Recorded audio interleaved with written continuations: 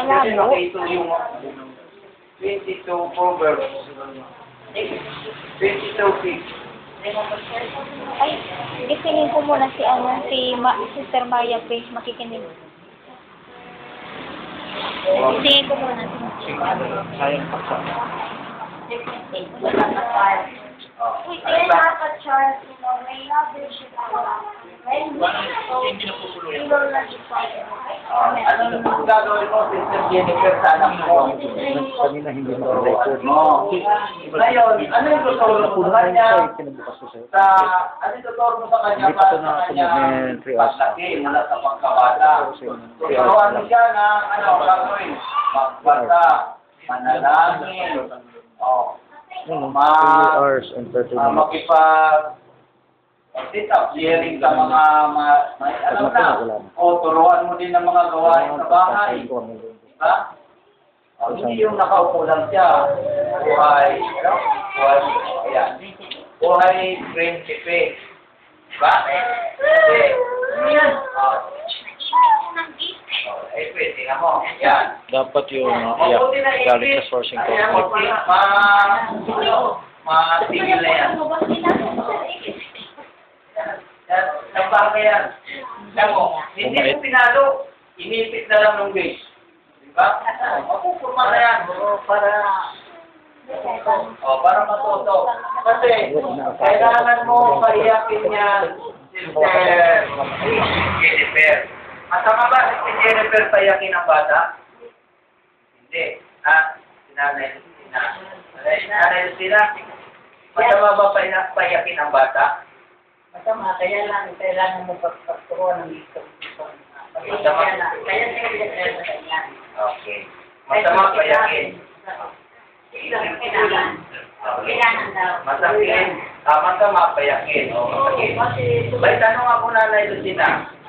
Bakit yung bata, pagkapanganak, pinapalo sa puwit? Ano kasalanan niya? Para daw umiyak. Bakit umiyak? Bakit pa na? Pagkapanganak, pinapalo sa puwit? Hindi mo na okay. Ako, alam ko, ano ko ng anak? Ano pinalo ka? Kaya siya pinalo sa puwit para umiyak.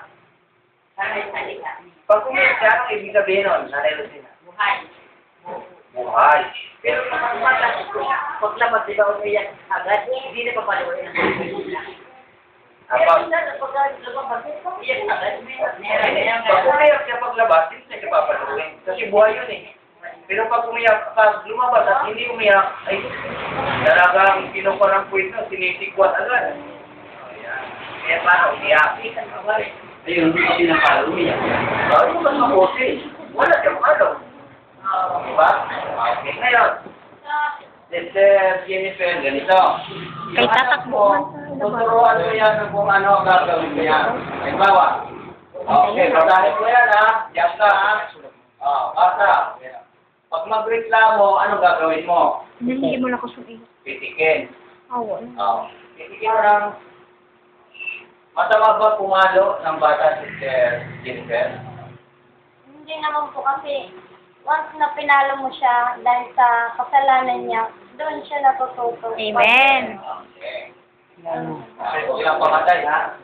Puro may offensive kasi. Alam lahat ng defensive. Okay. O, defensive. Ngayon, ang defensive, ibig sabihin niya, bibigyan mo na siya ng trabaho na gagawin niya. Halimbawa, problemado si Brother Francis. Offensive yung tinutukoy mo. Defensive. Kaya, defensive. Ngayon, ang defensive, wala pa siyang ginagawang mali.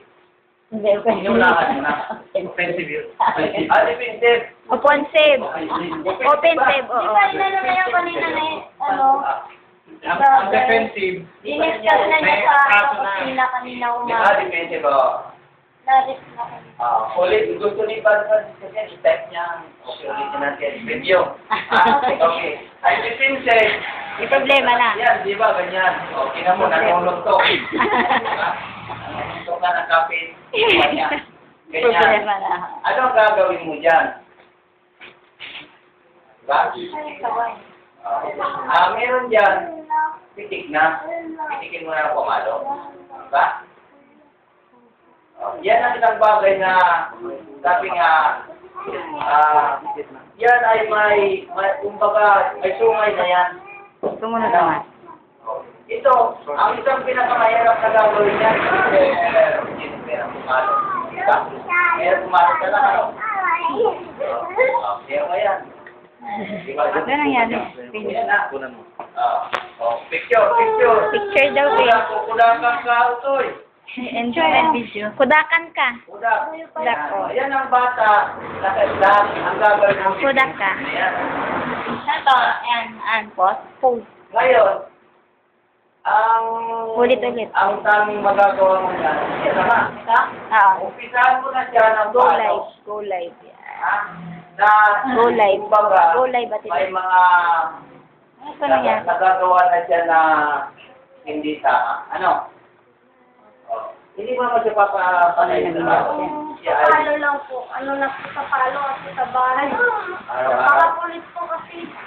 Pero, Kahit yung tuturuan mo din siya, paluin mo. Paluin mo kasi umiyak. Pag umiyak na siya, kaya huwag mo siyang aamuin. Yun po yung ginagawa ko pero pag dito. Maraming tao. Sige, tama. Kaya sa bahay, pag sa inyo lang, hindi siya paluin. doon sa inyo. Aamuin, pag pinapaluin mo, wapa, hanggang sa umiyak. Ngayon, sa mo, dalaman. Pag na-call mo na siya, tuturuan mo rin siya na bakit siya pinalo. Ganun lang ganun. Pero ano po, hindi pa kasi napagsalita sa parang. Oo, masira. Maguba. Ay, pamati kay mama. Pamati. Daw. Yes. Yes.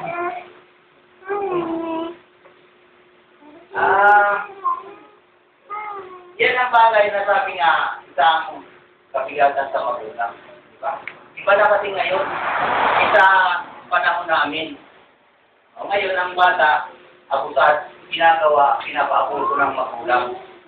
Kami noon, hindi kami pinapaabuso. Balik na nga noon eh. Kasi, ang isip natin noon, ginawa sa atin noon ng ating magulang, hindi natin gagawin ngayon sa ating anak.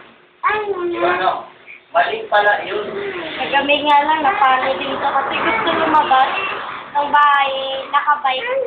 Kaya hindi pinalabas yung pinalo na lang. Masaway kasi. Kanina nga gusto niya tumakbo doon, no? Hinawakan ko siya kaya naipit siya ng gate. Naawa na nga lang ako kasi ano na to sa palo eh. So yan, kasi kung baga ako na siya, nasanay na Parang- Palo ka na kasi ng palo na lang. Kaya nga, kakasapin mo rin siya. Kinakausap ko rin ko pag... Ito, may tatlo. Ito, naku, mas makahirap. Agree, Ate Lynn, agree. May nanonood na isa. Yun. Ay, si Mama ni. Ito, para lang sa kay Sister Jennifer. Ay, Ito mo para sa iyo. Okay. May at- Kasi sa mga nanay na nanonood. Si Sister, ano? Sister... Si Mama ni. Si Mama ni nanonood. Ito, para sa'yo. Para sa'yo. Ang topic na ito. Ito ang una. Sourcing complete. Ano ba ito? Baluto. Sourcing complete. Ang gagawin mo, halimbawa, walang ginagawa yan. Magkalat ka ng mga gamit. Awalis, yun nga po. Pinapagawa ko sa kanya sa bahay. Oo. Tapos pinapaigib ko na rin po. Hindi, kukunin mo. Pag ipakalat mo, tapos papulit mo sa kanya. Yun po, nilalagay niya sa basura. Diba na? Pag kumakain siya sa basura, hindi niya kinakalat. Ganun din, pag halimbawa, doon mo susubukan siya kung gaano ang kanyang pagsunod sa iyo. Pagsunod ang mahalaga yun eh. Dito. Kung halimbawa yung ayaw niya, di ba, na yung gusto niya maglaro. Ano, di ba? Okay. Huwag mo pagpalaruin. Say mo, sit down. Yung parang laging kontra sa gusto niya. Mahirap ito kasi sa magulang, ang magulang ang gusto, masunod ang kanyang gusto. Ito naman, baliktad. hindi masunod ang kanyang gusto. O, yan. Yan ang isang bagay na sabi nga, doon mo susubukin ang pagsunod ng iyong anak. Okay. O, bakante versus tutok. O, pag bakanting oras, ito ngayon sa bakanting oras eh. Pag bakanting oras, bakante rin tayong magulang. Pag bakanting oras, yun mo nabibigyan siya na pag may ginagawa, papansin. Halimbawa, ganyan, Sister. Diba, ayun si Juan, si Jaboy. O, yung ginagawa nila na ganyan yan. Diba, nakatutok yan. Nanay Lucina, no? Pag tingnan mo siya, kung nakikinig, tatanungin mo anong sinabi. Tapos, nakatutok akong siya ay nakikinig sa mga nagsasalita ko sa ganito, may mga nagmimisahe. Yan. Bakante, natutok. Ang sabi kapag nakatutok na yan, huwag kang magre-relax. Ay, okay na yan. Kaya nga may tutok. Ito, mahirap dito eh. Mahirap, pero kailangan gawin. Kailangan dahil para sa kabustihan ito ng mga bata. Kasi pag binigyan mo ito lang, sabi nga, sabi nga kasi ng magulang, nagre-relax, di ba? Yan ang bahagi ng ating parang, ay, okay na yan. Isang bagay sa atin na, kung pagka, nagpupan din tayo, tumitigil din. Ito, offensive. Ano ba ang offensive? Ibig sabihin yung sinabi ni Brother Minan kanina. Ang offensive, ibig sabihin yan, tuloy-tuloy siya, kailangan i-advance mo ang kanyang gagawin. Habang wala pa siya sa anong pagkakamali, wala siya pang mali, umabanti ka na. Kumbaga, salatay ka na sa kalaban. Kaya kalaban dito, anong kalaban dito sa offensive? Yung? Defensive. Yung, halimbawa, offensive. Opo, ano ko na po yan kanina. Nag-discuss siya. Kasi ito talagang kumbaga, ito, katapos na nobela, no? Opo. Ang offensive, ito yung sabi nga, ang anak mo ay kailangan i-advance mo. Kailangan mo unahan, halimbawa, yung mga bata. Yan, nakasunod mo na yan, Sister Jennifer. Dadagdag ko ngayon ang kanyang gagawin. Tututukan mo. Ang isang pinakapan dito, itong tutong mo. Opo. Kahit nga po minsan pag naglalaba ako, nag-aalon. Patulungin mo siya. Din siya. Nagbabomba. Yan. Kasi Francisco, Kasi kailangan matuto yan. Kailangan mo galing. kung nasaan ako, pag nagtatrabaho ako, nasaan ako, nandun din siya. Kasi, ang sakit niya, itanong mo kay Brother Francis yung ADHD. Ano ba yung ADHD?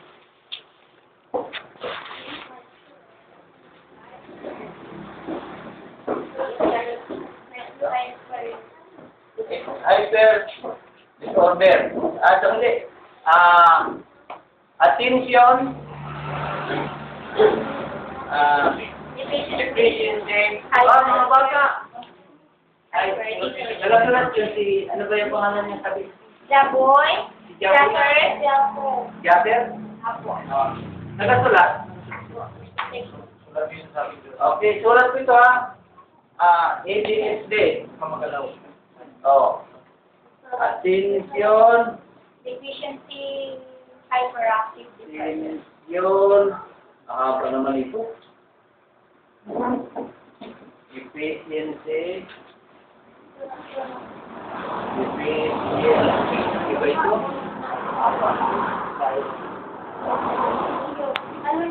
Ano ba yung spelling ito? Ganyan ba? Tama ba?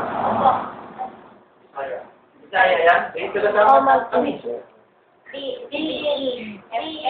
Saan dito? Ito? FFI. Ito. Ay, puro ito na pala ito. Artikulo yung Okay na, dalawa yung dalawa nga ito. Tatlo naman suot kanina eh. Okay na. Ito yun nga. Okay, mo po kapagod ka na? Oo po kami. ka. Dito na lang ha. Hyper. Dito ka.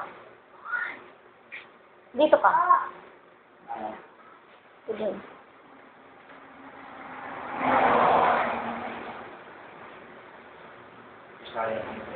Tama ba yan? Ay. I. D.I.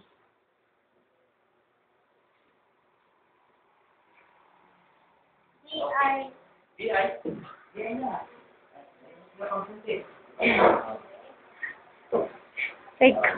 Tama na? Yan ang sakit ng anak mo, Sister. Yun, Jennifer. Lahat, halos paramihan. Wag daw pakainin ng chocolate para hindi ganun. Ay, hindi ka. Ang tingin mo tayo yung Sisteria.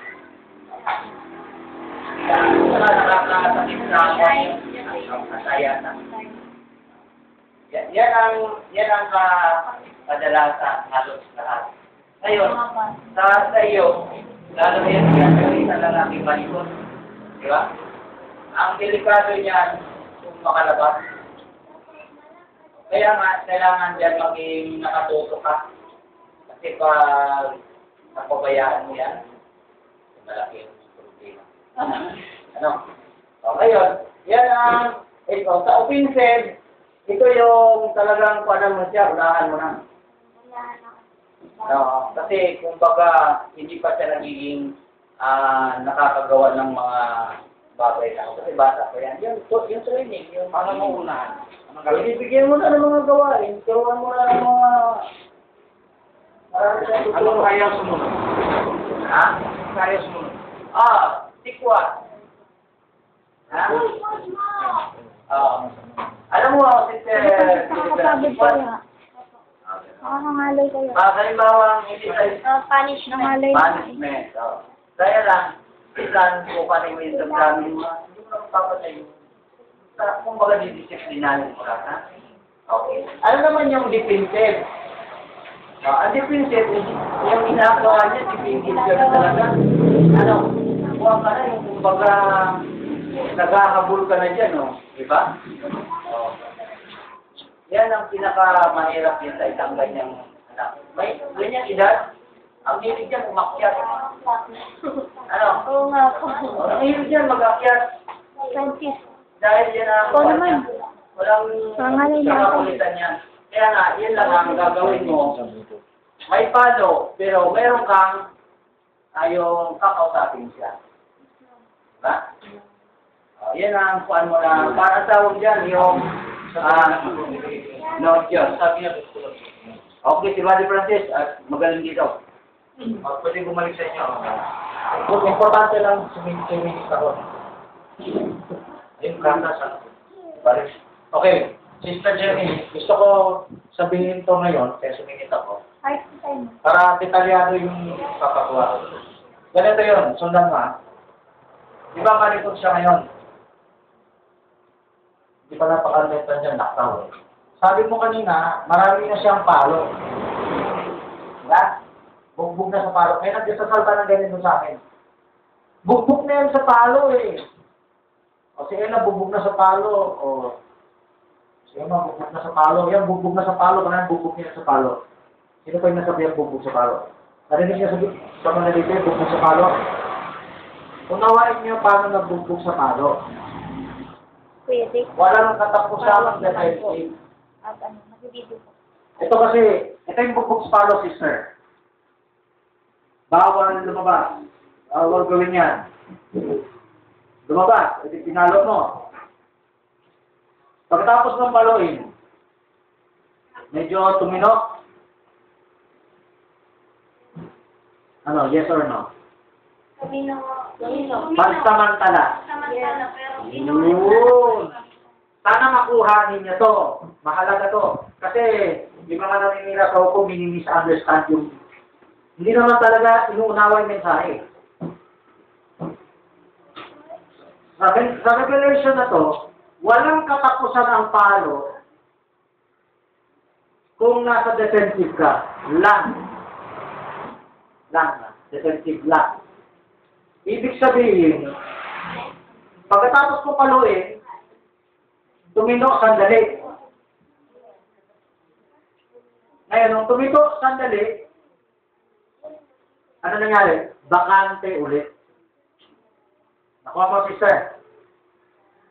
Kaya may nakalagay dito, tutok, di ba? Ganito, ito yung solution mo, ito yung note mo. May notebook ka? Wala kang notebook? Hiramin mo muna yung papel at ballpen ni brother. Total, di naman sila umahabol sa sulat. Pansamantala mo lang naman hihiramin eh. Hiramin mo, sulat mo to, mahalaga to, papasulat to. Mahalaga to. Kasi ito, step-by-step instruction. Kung mayroong tanong, tatanong mo sa FB na lang kay Palose. Ito ang tutok. Ito yung tutok. Sulat mo. Pinalot mo, bawal lumabas. Tumino, sandali. Sulat mo. Kailangan sundan mo ng offensive. Sulat mo, kailangan sundan mo ng offensive. From defensive, kailangan mag-offensive ka na. Pag tumino yan, nanalo ka pansamantala. Habang nanalo ka pansamantala, isipin mo, gera yan. Gera. Nilusob ka, nakadepensa ka, nanalo ka pansamantala. Pero, lulusob ba siya ulit? Lulusob ba ulit ang kaaway? So, ikaw na ang o-offensiva para hindi siya ang umog-offensiva. Uunahan mo na. So, sulat mo. Pinalo mo, tumino. Pagka tino, huwag mo ibabakante. Bigyan mo ng gagawin. Sulat. Bigyan mo ng gagawin. Ngayon, kapapalo mo lang, di ba? Tumino. Susunod yan. Ang offensive run, gagamitin mo na yung pamalo na sumunod siya sa pinapagawa mo. Dati, kaya mo pinalo, may ginawa siya na hindi mo gusto. May ginawa na siya kabulustugan. Ang offensive rod, wala pa siyang ginagawang kabulustugan, na iuutos ka ng kasunod na gagawin niya. Sulat na yan, kasi ano yung pwede mong pagawa? Marami. Pero, sa umpisa, mamamalo ka ulit. Kung papalo lang yan ang defensive, bakit papaluin pa ulit? Kasi, nauna ang worldly libangan sa kanya, maiinip pa yan kung ang ipapagawa mo ay related sa pag-aaral o sa spiritual, like gawaing bahay. Naiinip pa siya pag gawaing bahay? Hindi. Kung feel yan, laro yan, tuloy-tuloy mo. Pero hindi lang gawaing bahay. Parang laro, di ba? Pero hindi lang gawaing bahay. Kasi kung kontento ka sa gawaing, ayos na yan. Hindi yan ayos. Kailan kumpletohin mo? Kopyahin mo to. Mahalaga to. Sulat nyo lang ulit, Bart. Kopyahin mo to. Ang gawaing bahay, isa lang yan. Ang pangalawa, yung academic o aral. Yung pangatlo, spiritual. Pwede mo ba gamitin yung pangalo para yung bata mag-academic? Dati ginagawa, nawala lang ngayon. Tayong traditional, tayong lumaki sa sinauna. Tayong matatanda. Di ba may palok pa sa school? May palok pa yung magulang para mag-aaral? Ngayon lang inuurong ang pamalo kasi daging demonyo na yung mundo. Pero noon, sino nakaranas na papaluin ka pag di ka nag-aaral? Sino? Taas kamay. Meron pa, di ba? Ang gagawin mo lang sa bahay ang pag-aaral. Kasi, minsan, pinapalo ng ating anak natin para pumasok sa school. Hindi mo alam yung school din pala nagpo-corrupt ng bata. Naniwala kayo na may corruption sa school? Iba ng school ngayon. Noon, wala pang masyadong demonyo sa mundo. Marami na ngayon, kahit sa school. Ako, no? Amen. Kaya mga Kristiyano may homeschool eh. Yung homeschool, imbis na pumasok, I-apply na lang nila, sila magtuturo, then i-exam. Pag pumasa, graduate na. Yan ang homeschool. Eh kahit hindi ka mag-apply ng homeschool sa DepEd, sa school, ubusin mo lang oras niya sa pag-aaral. Eh maglalaba pa ako sa science hall, pag-ano pa ako, ipagawa mo sa iba. Kasi hindi mo rin maiwanan niya na walang bantay eh. Kung sino mo naman iiwanan mong bantay, yun si Marie. Ano? Ganun din, ito susundan mong mga pag-aaral. Ngayon, tanongin kita, exam lang. Ayaw ulit sumunod. Ayaw sumunod eh. Sabi si Lucy, walang turo ko si Lucy. Ayaw sumunod eh. Ano gagawin mo pagka sumunod? Malo. Tuturuan pa kita sa pamalo at pang-advance ha. Huwag ka umasa sa ordinaryong palo. May mas maganda sa ordinaryong palo.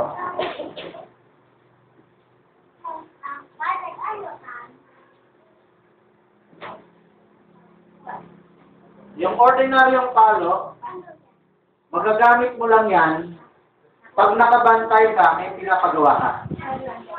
Ayaw niya sumunod. Pitik. Tawag ko dyan, pitik. Kasi hindi kinakailangan malakas. Kailangan lang i-maintain mo yung takot niya dati yung pinatino mo.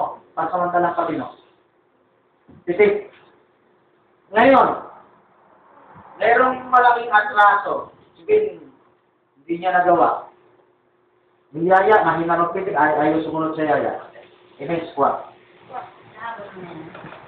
Mas nakakatakot sa palo yan, pero hindi yan umapasok. Nakakalakas din sa kalusugan ng bata.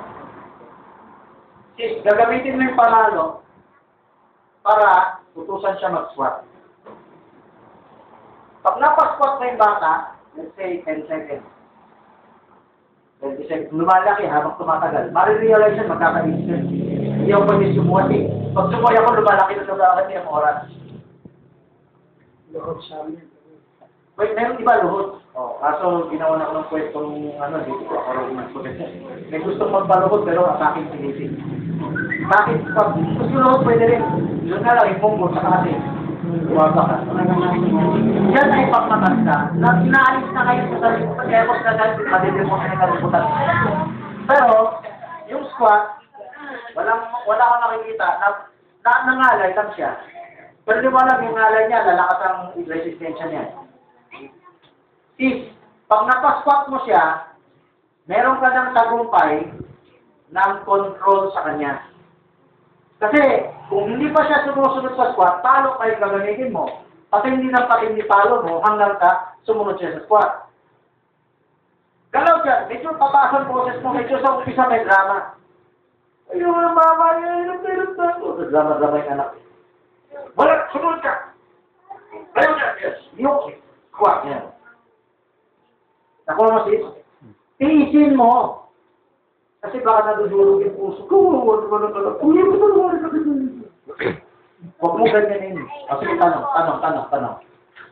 Kasi po yung asawa ko po. Ngayon. Bali, sa bahay ko nag-iwento yun. Nung bata daw siya lang siya pinapalo ng tatay niya. Pero iniisip niya na paglaki ko ganito gaganti ako siya.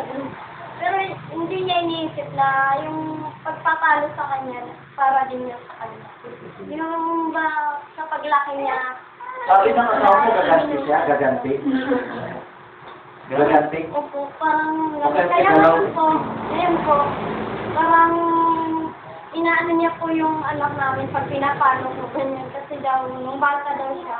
Kasi Hindi, pinipigilan niya o sinususugan niya? minsan po, pinapalo din niya pag Okay, paliwanag mo to. Isukwento ko yung dati kabilang extreme. Yung kabilang extreme naman, ayoko paluin kasi naghirap ako. Ayoko maranasan ng anak ko yan. Naghirap ako sa magulang ko, pero itong anak ko hindi makakaranas ng ganyan. Itong extreme naman, ako, ganti-ganti lang, ako nakaranas siya, kaya lang makaranas siya rin.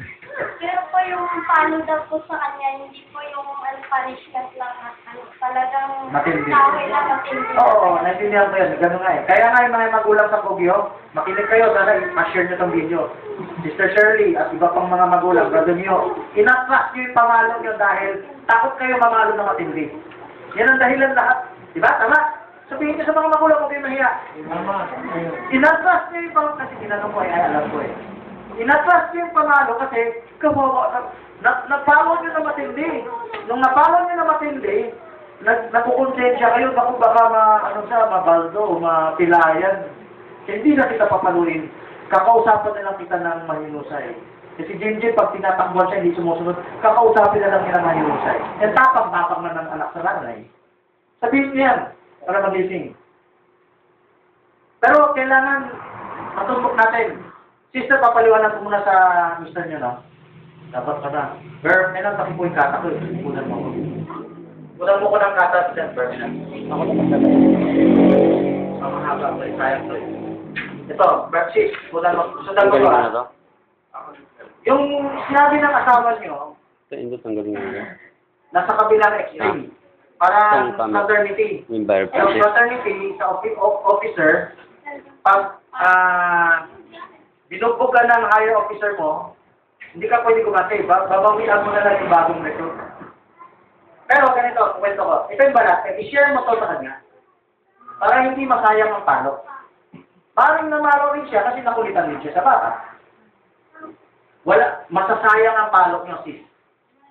Magtatago pa isang libutan, sabihin masama mamalo ang bata. Masama mamalo sa bata. Pag ignorant ka sa Word of God, magagamit ng Diablo yan para takutin yung tao, huwag mamalo. Kunin mo yung mensahe. Take note ko ito sinasabi ko.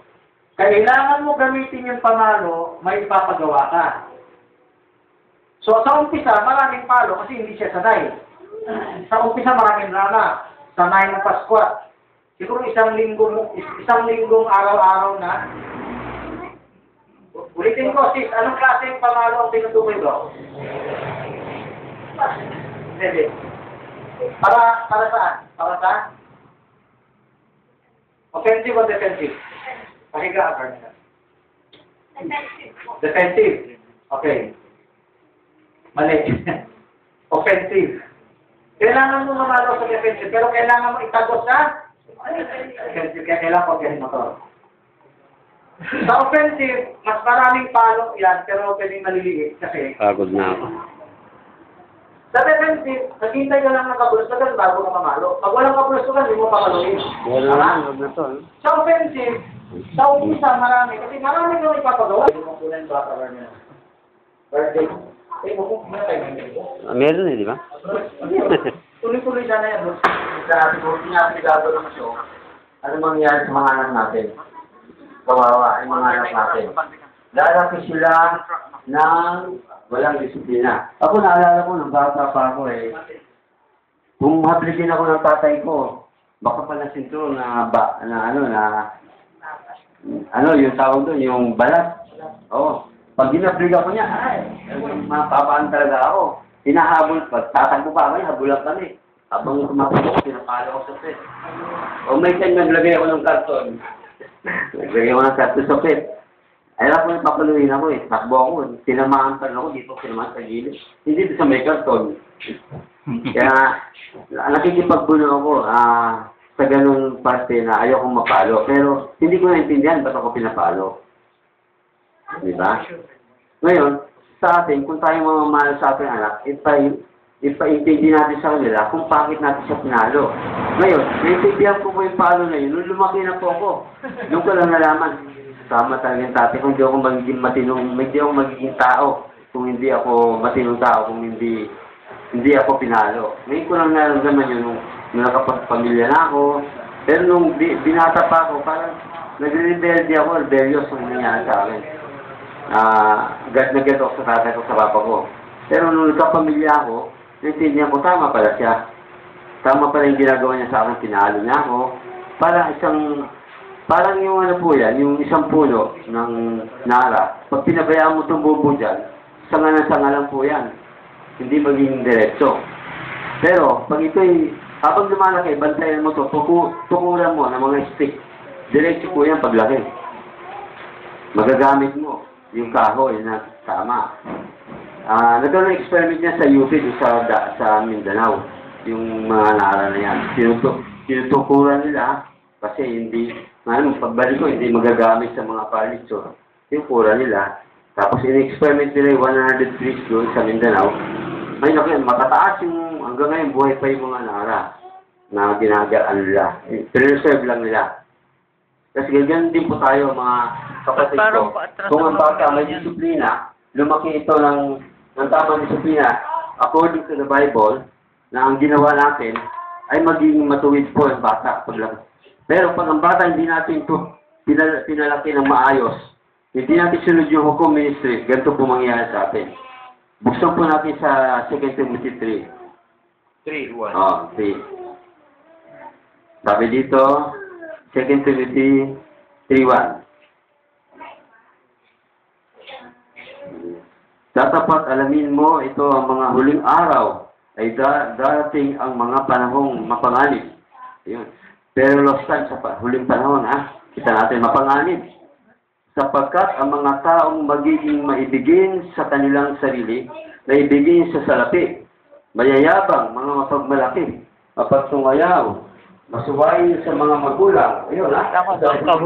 Mga walang suri, mga walang kabanalan, walang katutubong pag-ibig, mga walang paglulumba, Dapat iba pa taas, bakit pa bawal? Bintangin, mga walang pagpipigil sa sarili, mga mabangis, hindi mga maibigin sa mabuti. Nakita po natin, ha? Sabi dito sa Paul, mga lilo, mga titigas sa mga ulo, yun, mga natigas ng ulo, mga palalo, mga maibigin sa kalayawan, ayun, yung mga bata ngayon, kaysa mga maibigin sa Diyos. Ayun po, mangyayari sa anak natin. Gusto niyo ba mangyayari sa anak natin yon? Hindi. Hindi, siyempre. Hindi kayo sumagot. Siguro gusto niyo mangyayari sa anak niyo. Kailangan, sa mga tao, sa mga kapatid natin, sa manaliti, sa iba pang mga kapatid natin sa iba't ibang lugar, sumunod po tayo sa hukom ministry. Kasi patuloy na po yan yung mga anak natin. Madidisform yung kanyang paglaki. Hindi po magiging, kita natin malaking lalaki. Pero ano nangyari? Kahit malakas siyang maglakad, pero hindi natin alam, baluktot pala, ang kaisipan niya. Kasi hindi natin napalaki ng maayos yung bata. Hindi tayo naging bereyan.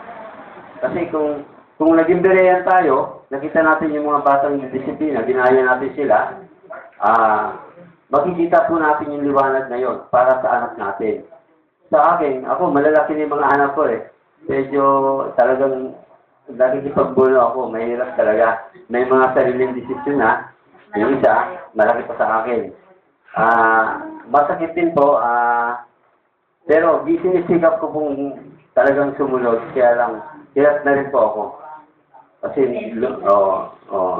pero ngayon medyo nakakaano siya, binibigyan namin ng pagkataong makabangon siya na gawin niya lahat. Praise God. Yung ano natin sa mga bata ngayon, sa panahon natin ngayon, alam niyo ba terrorist time ngayon, di ba? Yung mga sakuna sa mundong to, natural na yan eh. Matagal na sinasabi sa Bible yan eh. Yung mga holdapper, yung mga masamang tao, diyan. Mga nangyayari po yan, pero hindi natin alam. Sa paglaki na anak natin, meron pa pong isa nakakatakot. Kasi, naano ng presidente natin yung napirmahan yung palakasin yung interest sa ating sa buong Pilipinas. Libre na pong wifi sa bawat government, Ngayon, nung ako'y sa tricycle, sa lugar namin, maraming mga kabataan doon. Biyahe po ako, nakita ko yung mga bata nasa gilid. Ang dala-dala mga cellphone na ganyan. Nakatulala, nakatitig lang sa cellphone, nakaupo. Doon lang sila masaya. Minsan tumatawa. Parang mga may ganyan Makikita mo sa mga subdivision, sa labas ng highway, makita mo yung mga bata, may cellphone, nag-internet. Ano ba yung lumalabas sa internet ngayon? Mga kapatid? Mga laro. Mga iba-ibang klase na, pornography, lahat. Pero last time, hindi po yung yung drugs, hindi na po yan eh. Yung mas matindi ngayon yung internet, yung wifi, yung data, na nagbibigay sa mga bata. Kasi kung hindi po natin gagamitin ang huwag, na ituturo sa kanila, matutulad sila sa mga bata na walang panampalataya. Na parang na-hypnotize, nakaupo lang lagi. Parang mga tawag doon, yung Robot. Kasi parang parang wala nang kalawa, nakasayo lang ngayon, naglalakad. Zombie. Oo, ganun po yung mga anak natin. Ang lagi iniisip din nasa internet, nakatutok doon sa cellphone. Kaya kung hindi po natin i-implement yung hukom ministry sa pamilya natin, matutulad po yung mga anak natin sa sanlibutan. Minsan, nangyari po sa anak ko yan. Hindi lang po minsan. Buti nga naputol yung internet namin. Minsan, nag-google, kumakain siya, biglang, tumatawa bigla. Oo. Kung hindi natin ituturo sa mga bata kung paano gamitin ang mga gadget na yan ng tama, ang nangyari sa mga anak natin parang ganyan na lahat. Kasi doon sila nakatutok sa cellphone, sa internet. Ang dami pong kasamaan sa internet. Maski po tayo mga magulang, hindi po tayo ligtas sa internet. Pag tayo nagkulang sa PDT natin, sa CDT ng pamilya, pwede tayo mabaon doon sa sistema ng computerized system na yan na nangyari. Pag hindi natin magagamit ng maayos sa paggawain sa Panginoon. Pwede natin gamitin po ito, yung computer sa gawain sa Panginoon para pagpapadawak ng salita ng Diyos. Nakakalungkot po mga kapatid sa mundong to. Ayan ang di po natin alam yung perilous time na nangyayari sa ating mga anak. Nandiyan lang pala sa tabi natin. Hindi natin nakikita. Di ba yung internet, di mo naman nakikita kung mapasa cellphone natin. Kalaban natin yan, hindi natin nakikita. Espiritu yan eh. Pag hawak na ng mga bata yung cellphone, nandiyan na po yan. Facebook, mag-messenger, merong Instagram, mga bago ngayon, mga YouTube. Ano yung dapat mong gawin kung yung anak natin, habang may nagtuturo, naglalaro sa cellphone, may ginagawa iba, ano yung dapat natin gawin? Ituro natin sila na tutukan natin, tapos ituro natin siya paano gamitin. Mag-post doon sa mga sa media ng tungkol sa Panginoon para magkaroon ng init yung kanilang panampalataya. Hindi sa bahay, ha? Oo. Sa oras ng gawain, may nagtuturo. Ay, dapat tanong bulong. Oo, tanong bulong. Tanggalin natin yung cellphone nila. Kung hindi pwedeng gamitin, kung ginagamit siya, hindi maganda. Kasi pwedeng gamitin yung Bible yung cellphone. Nagagamit naman po sa tama yan. Pwede kang mag-post ng mga salita ng Diyos. Kung lagi mong ginagawa yan, nakakatulong pa sa kaluluwa mo. Para kung maging mahilig sa gawain ng Panginoon. Kaya minsan, pag ikaw ay nababad sa hindi magandang gawain na yan, ano mangyayari? Ano sabi sa Revelation? Sa 3. Revelation 3, doon sa Laodicea, di ba? Ako'y, Ano? sa Laodicea? Oo. Meron akong, hindi, pisyo ka kayo. Sinasabi mo ikaw mayaman? Oo. Diba, pagka ikaw ay nawawalan ka ng gana sa salita ng Diyos, lokwa, ngayon. Ayun po sakit natin ngayon. Nagbibigay yung mga cellphone na yan, nakakasira. Ito nagiging ng para tayo maging lokwan, mga kapatid ko. Nawalan tayong gana sa gawain sa Panginoon. Yung pagpupos sa salita ng Diyos, hindi na po natin nagagawa. Pasingit natin. Marami na, pakilaban lang. Gusto ko lang Okay, gusto ko lang i-share, pakitake note to sa instruction to.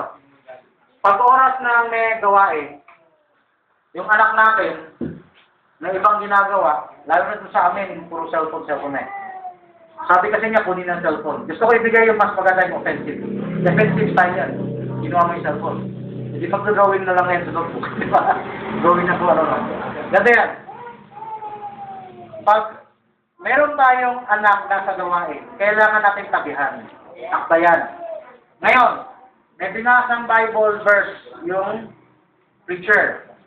Utusan natin yung anak natin buksan. Pakita sa atin, anak na saan na. Kung cellphone ang gamit ng anak natin, utusan natin buksan yung Bible verse doon.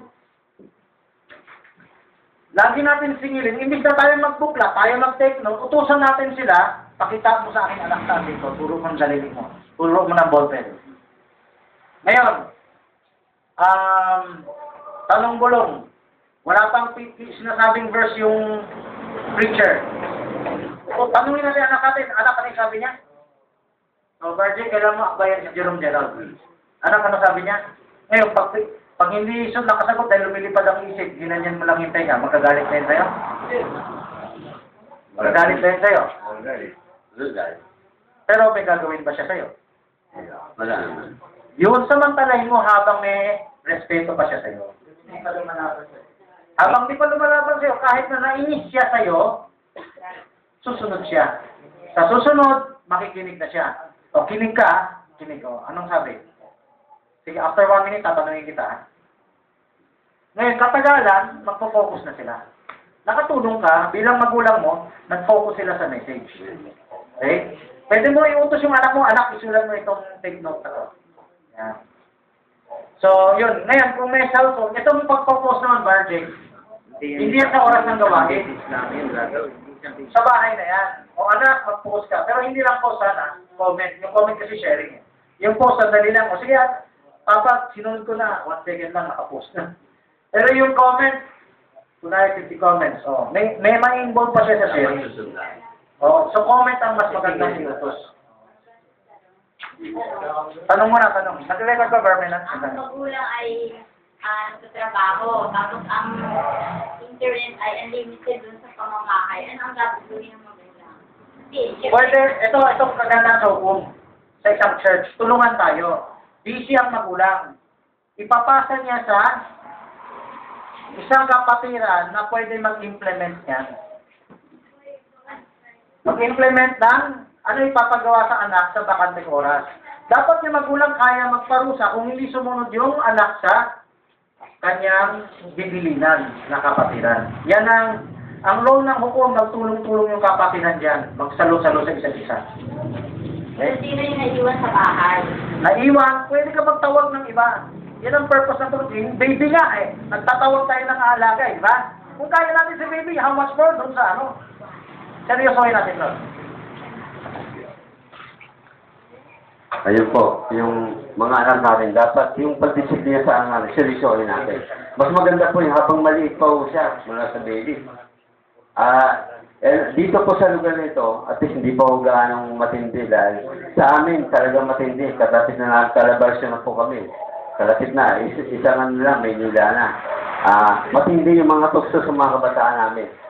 Pero dapat habang dito, maaga pa, nandito ang gawain ninyo, simulan nyo na ang disiplina tama. Mula maliit pa, ipaalam nyo sa kanila ang Word of God kung paano ito ay magtutuwid sa kanila hanggang sa paglaki nila. Magagamit sila ng Panginoon. Kaya tayong lahat, mga kapatid, pinahanda lang tayo ng Diyos sa malaking gawain bibigay sa atin ng Diyos. Bakit po merong hukom? Yung mga anak natin, malamang kami, kung di namin abutan yung maragso kami, yung mga anak po natin, sila na po ang gaganap nyo. Dapat, mapalaki po natin sila na maayos, na tuwid sa salita ng Diyos. Napakahalaga po niyan, mga kapatid. Sumabay po tayo sa mundo. Kung ang mundo masama, sumabay tayo na may pagsunod sa hukom. Para ito ang mga anak natin, hindi sumunod sa mundo ito. Kasi, yung mundo kilalagyan natin ngayon, ano na po ito eh? Pawala pa na to. Baga sa ano, pero lost time na eh. Papunta na sa pagkagulo. Papunta na sa Pagkasira. Ganon din po ang katawan natin. Papunta rin sa pagkasira. Marami ng sakit, naramdaman. Kami po, papunta kami dito, talaga nakikipagbulo kami. Marami ka naramdaman. May mga rayuma, sa UTI. Ang hirap pagbiyahe. Hindi po namin hindi yung sakit. Ang ina namin ay makarating kami dito para ipaalam namin ang mensahe nito sa inyo, yung mga anak kapatid natin dito, yung sa lugar nito. Sabi nga may purpose bakit kami nandito. Ba't nagulat, ba't ako nakarating dito? Ba't ako napunta dito? Walang financial na suporta, wala naman pong pero God will provide, Jehovah Jireh. Praise God. Napakabuti ng Panginoon sa atin. Bakit po pinarating sa atin ang mensahe ito? Upang masubaybayan ang mga anak natin. Tayo rin, sumabay doon sa ginagawa namin sa Antipolo na disiplina sa mga anak natin. Pero sa amin po, kahit na ganun dinidisiplina namin, meron pong mga magulang hindi nakakasabay, kasi medyo may nakakasort nila, dapat tulungan tayo. Di ba? Nakita po natin ang walis. Kung isang piraso lang, ting-ting, itinawalis mo, makakatanggal ba ng dumi? Oh. Yung mga bugkos ng walis ting-ting, talian mo. At iwalis mong ganon. Pati alikabok, tanggal, di ba? Oh. Ganun po ang mensahe ng Diyos, mga kapatid. Kung tayo mga magulang, mga minister, magtutulungan tayo sa bawat pamilya ng bawat isa kung oo, may pakialaman tayo dapat. Hindi po dapat kayo magalit sa mga kapatid. Kasi ito na po yung panahon, dapat tayo magtulungan, magkaisa. Kasi pasama ang mundo. Tandaan nyo, kung doon sa amin nangyari, papunta na po sa inyo. Papunta na po ang kasamaan na yon. Kaya nga, dapat pagandaan natin lahat to. Magtulungan tayo kahit malayo kayo. Sabi nga, walang imposible kahit malayo ka. Meron tayong internet. Nakikita natin yung live ng mga kapat natin nagbimensahe. Kaya wala kang dapat katuwiran. Kasi malayo kayo eh. Diba? Hindi namin alam yung sinabi, hindi kayo nakatutok sa internet. Ang gamitin po natin yung gadget na yan sa tamang paggamit upang ang mga anak natin madisiplina. Huwag po natin gamitin sa kalayawan. Kasi ang anak natin, darating ang panahon, magiging masama. Yung binasa ko sa Timothy, ganun po mangyayari sa kanila. Magiging maibigin sa kalayawan at wala ng Diyos na kikilalanin. Sa Amerika, tandaan niyo sa Amerika, maraming mga batang na matitigas ang ulo. Hindi makampi na magulang. Kasi yung batas nila, didepensahan sila ng batas nila, ini-implement. Sa atin, may batas na rin, pero hindi gano'n na-implement. Kaya huwag nyo na hintayin, magigpit ang Pilipinas na implementasyon. Habang maaga pa ngayon, gawin na po natin sa mga anak natin. Kasi pag nangyari sa Pilipinas yun, mahirapan na tayo magdisiplina sa anak natin. Ayun po nakakalungkot mga kapatid. Pero may sign pa tayo, may haba pa yung panahon. Pero may clean na po yung buhay ng tao. Mahaba yung panahon, pero may clean yung buhay natin. Hindi tayo tatagal sa mundo ng mas matagal pa. Praise God. Sabi nga ng kapatid na si Bar Joseph, may clean na yung oras. Huwag natin aksayahin. May clean oras natin. Pero mundo matagal-tagal pa ng konti. Pero tayo, may clean na oras natin. Kung tayo mawawala na sa mundo to, hindi natin nagawa ang lahat ng mangyari. Di ba nakakapangyayang? Hindi natin nagawa ng tama yung instruction sa atin ng Opo Ministry. Kaya habang malakas pa tayo, gawin natin to. Nakakayak po na nangyayari sa buhay ng mga Kristiyano to. Yung mga nagkiklaim ng mga Kristiyano, ano nangyayari sa mga anak nila? Nawawala na. Out of this world na po sila. Kaya nga, huwag natin hintayin maging katulad tayo nila, matulad ng mga anak natin sa kanila. Kasi, kumpleto lang po yung mensahe natin, Hukom Ministry. Nandiyan na po nakapaloob lahat sa Hukom Ministry. Yung mensahe po ng ating mga kapatid. Pinag-iingat po tayo na sa bawat isa, na patuloy tayong hindi tayo nagwawalang bahala sa salita ng Diyos. Kasi vindicated ng Diyos po yung mensahe niya. Agod yata. Na ibinigay sa atin, para sa ating pamilya. Itong panahon na ito, kasi ito na yung patungo sa kasagdalan ng isang Kristiyano. Kaya pag wala ka sa ministry ng hukom, hindi mo alam paano mo itutuloy ang pamilya mo, ang mga anak mo. Paano po matutupad yung kasagdalan na itinuturo ng Fivefold Ministry. Di ba po? Kaya, tignan po natin yung nangyayari sa palibot natin. Patuloy dapat tayong sumunod. Napakahalaga po ng instruction sa mga anak po natin. Kahit malaki na po sila, dapat mayroon pa rin sila instruction na ibibigay natin sa kanila. Ako, minsan po, meron din ako pagkakamali doon, inaamin ko po yun. Aminado ako kasi naging busy ulit ako sa kanang buhay. Halos minsan, 24 oras po ako Noong nag-over pa po ako, halos 24 hours ako nagbibiyahe sa labas ng over. yung anak kong isang babae, na-oven na rin siya. Nadala na sa libutan. Adopted lang po, adopted ko siya, pero tinuri ko po siyang anak. Binigay ko sa kanya yung yung disiplina bilang anak. Tinanong ko sa mensahe, pero... Ano, tuloy lang ba ito? Ha? Tuloy mo. Kulang pa rin. Dahil alam nila, ako nagkulang po ako doon. Pero ginawa ko yung aking magagawa para lang gampanan yun. Yung tungkulin na yun sa hukom ministry. Pinili ng bata yung mapunta din sa sanlibutan. Doon siya ngayon sa sanlibutan, hindi na bumalik sa amin. 5 times na pong ginawa niya. Kaya nga, sa inyo mga magulang, huwag niyong hayaan mangyari yung nangyari sa anak ko. Bagamat kahit na adopted ko lang siya, pero tinuri ko na siyang kadugo.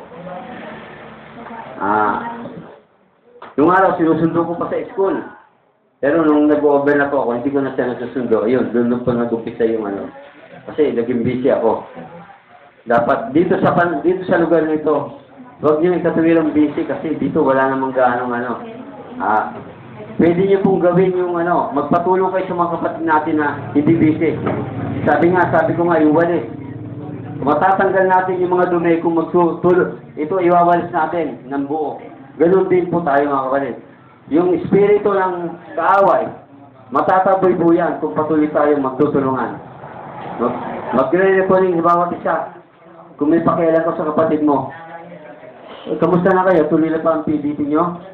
Nag-CBT na po kayo? Amen. Amen. Kasi tuloy nyo yung number ng kapatid nyo, i-text nyo lagi kung hindi nyo ma-personal. Doon po sa amin, may lagi nag-text si Sister Lucy. Lagi pong tinetext niya. Pati yung mga malaking kapatid, nag-text po din siya. Marami po, nagpapaalala sa bawat isa. Dapat ganun, magpaalala tayo sa isa. Kung malayo ka man, magpaalala ka sa kapatid mo. Gamitin mo yung internet, gamitin mo yung cellphone, paalala mo yung kapatid mo na tuloy nyo lagi to. Kasi, tandaan nyo yung dugo ni Kristo, pag nawala po sa tahanan ninyo, nawala na po yung pahid ng dugo na yan, dadaanan kayo ng sumpa, mamamatay spiritual ang mga anak nyo. Hindi lang po anak nyo, baka pati kayo matawa na rin. Spiritual yung sa panahon ng Ehipto, literal na namatay ang panganay nila. Pero pwede rin literal na mamatay kung sa kapabayaan kaparusahan Diyos sa atin, kapabayaan. Merong circumstance lahat ng ginagawa natin. Merong pong punishment. Kaya huwag yung isipin na wala. Sa panahon ngayon, ganun na po ang Diyos sa atin. Ako, patotoo ko sa inyo nawala po ako sa Panginoon ng 3 taon siguro may ngayon. Ako ay nawala po ako sa ministry. Nag-business ako sa Antipolo. Dati pa ako sa gawain, masigla po ako. Yung nag-asawa ako, medyo bumigat na po yung aking mga paa. Siyempre, nag-ahanap buhay ka na. Nadala po ako doon sa Ministeryo ng Mundo ng negosyo. Napabayaan ko yung spiritual ko at pinarusahan ako ng Diyos. Napalo po ako, nabangga yung motor na ginagamit ko na 50-50 ako. Akala ko hindi na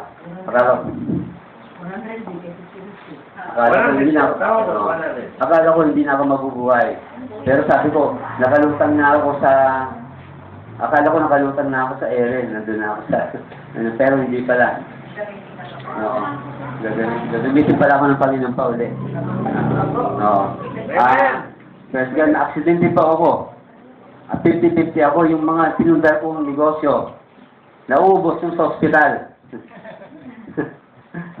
Matinding palo.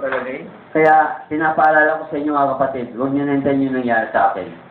Huwag nyo yung nangyari sa ibang kapatid natin. Aral sa atin yon, education sa atin yon, na dapat nating nagbabalang bahala sa salita ng Diyos, sa utos ng Diyos. Mga kapatid, hindi pa ulan lahat. Kahit may igli pa yung oras, pwede po natin ito pahabain sa pamagitan ng paglilingkod sa Kanya. May awa ang Diyos sa atin. Kung tayo nagsisikap, hindi po tayo pabayaan niya. Sabi nga, kung natatakot ka na sa wala kang pera, God will provide. Nung naglalakbay sila sa wilderness, 40 years, Binuhay sila ng Diyos, binigyan sila ng pagkain, ng fresh manna. Ngayon pa, natatakot tayo. Ito na yung huling araw na binibigay sa atin ng Panginoon. Na dapat natin gawin. Yung mensahe na binigay sa atin, dapat natin sundin ito. Huwag tayong maging matigas ng ulo. Praise God, huwag niyo hintayin pa lumambot yung ulo niyo. Malambot pala yan. Mayroon lumambot yung ulo niyo. Wala lambutin talaga. Kaya nga, yung mensahe ko, hinahanda tayo sa dating na panahon na ibubuhos ng Panginoon sa atin ang kanyang presensya. Praise God. Bakit yung mga anak natin, dinidisiplina natin? Tayo lahat, mga magulang, bakit tayo tinutuwid sa landasin? Mayroong ipagagawa sa atin. Dating ang panahon na tayo, lahat ay gagamitin. Bata, matanda, babae, lalaki. Oo. Praise God. Basahin po natin dito sa Joel. Praise God. Joel 2:28-32. Virgin, pwede ba natin i-workshop ngayon na sisingin na yung verse ngayon? Nakakita na ba? Sige. Basahin natin po. Sino pong babasa? Joel 2:28. Singilin na yung mga Bible verse sa bata. Tama na yung time mo. Art. Buklat sa tapakita sa magulang. Para makain.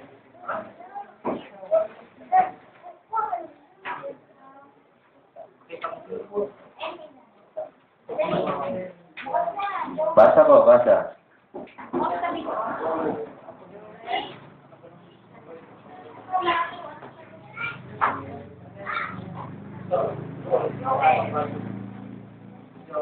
Alam ko na yung mata ko, kailangan ko sa rin.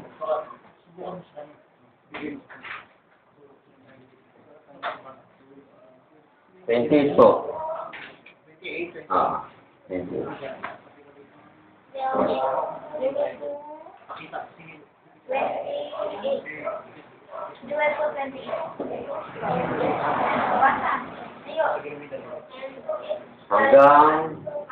Hanggang 32 ah.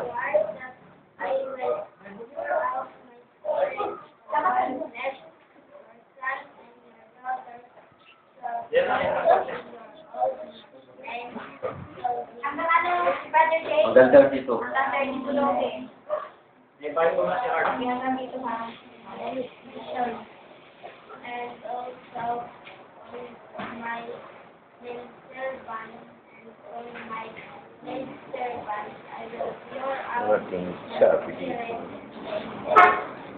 Ang mga bansa ay atulad. At ang Huda ay ililigtas. Yan ang nangyari. Yan naman talaga nakatulad. blood and fire of pillars of smoke.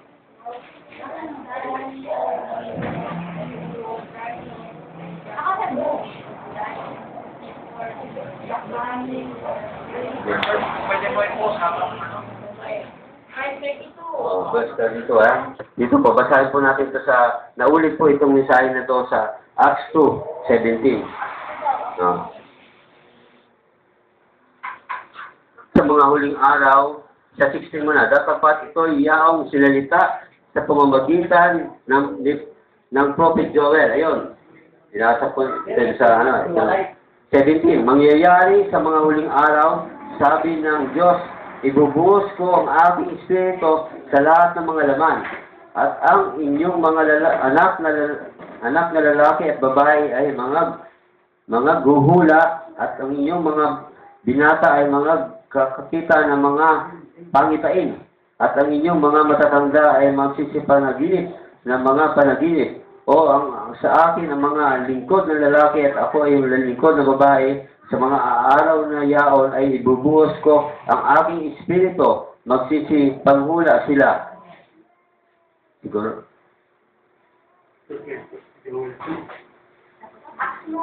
Ayun. Akso.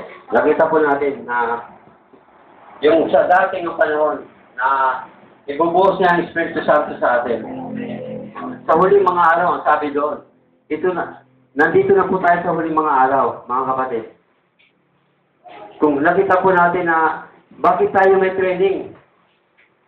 Kasi inahanda tayo ng Diyos sa malaking gawain. Dating ang panahon na baka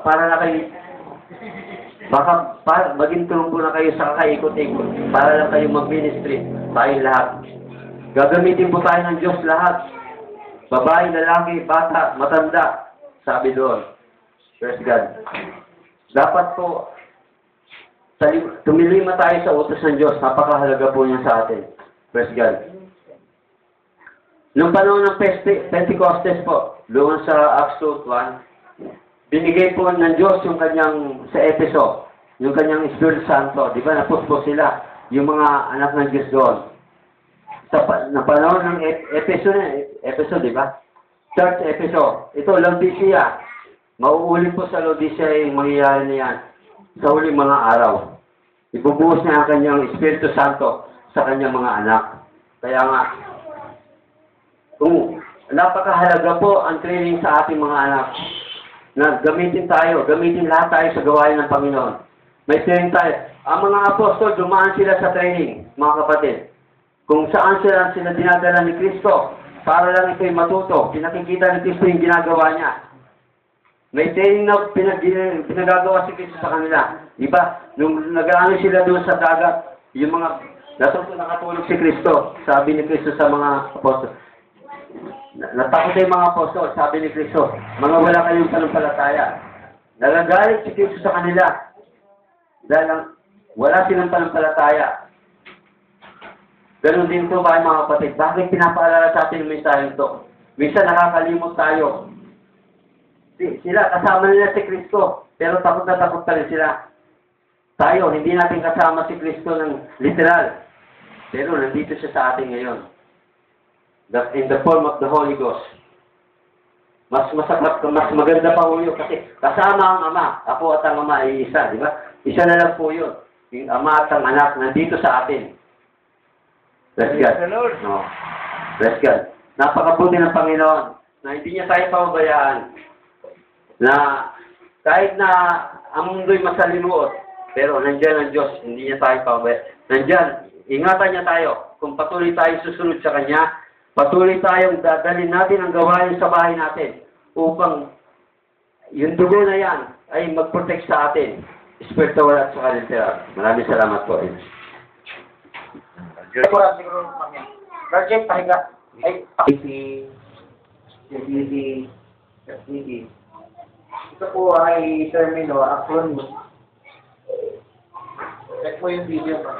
Yung mga acronym po ito ng first, para po dun sa, ito po ang ibig sabihin nito ay personal po yan. Personal, devotional time. May ganyan po sa denomination. Di ba po? Pero kung sinasabing personal devotional time sa denomination. Itong CBT naman po, ito po ay couple.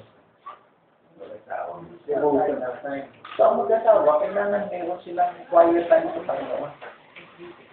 Yung FBT po, ito yung family. Sabihin, paano family? Ito po yung family devotional time po. Meron po silang quiet time sa Panginoon na ginagawa. Kailangan po ito ay regular. Ngayon, paano kaya kung may trabaho? Paano kaya kung may trabaho, may pasok yung mga bata? Ang ano dyan, halimbawa, may trabaho yung anak mo, malaki na siya, pero may trabaho na siya, pero wala pa siyang asawa. Paano mo siya mapapersonal devotional time? Bilang tayo po ay magulang, pwede po natin yung anak natin utusan na devotional time ka, ito yung gawin mo, ito yung basahin mo ito, basahin mo ito. So, siya po ay matututo. Lagi po yung gagawin natin. Para po matuto po yung ating anak. Ang magkaroon po ng quiet time. Yung anak ko po na yan, si Simon. Meron siyang kalikutan. Pero sa bahay po yan, pagising niya ng umaga, kukunin niya yung notebook niya, yung Bible niya, yung apostolic doctrine na ganito, kunin niya yung ballpen niya. Then, ang gagawin niya po ay magpipray siya, then bubuklatin niya yung Bible. Tapos, yung mga verses po sa Bible ay kanya pong bubuklatin doon sa mismong Bible. tayo po bilang mga matatagal na sa Panginoon, minsan dahil limutan na natin gawin mo. Sarap. Dahil isip natin, alam ko naman na yun. Isip lang ako. Pero kailangan po pala sa isang Kristyano, sabi lang sa Joshua 1:8, huwag mong i-aalis kung sa iyo makabuti ang aking kautusan. Araw-araw yung daily daw yung daily. So, pag daily, sabihin yan consistent, hindi ka magbabago sa Panginoon. When you start to receive Christ in your heart, as Lord and Savior, yun lang dapat. So, dapat lalo kang maging active day by day.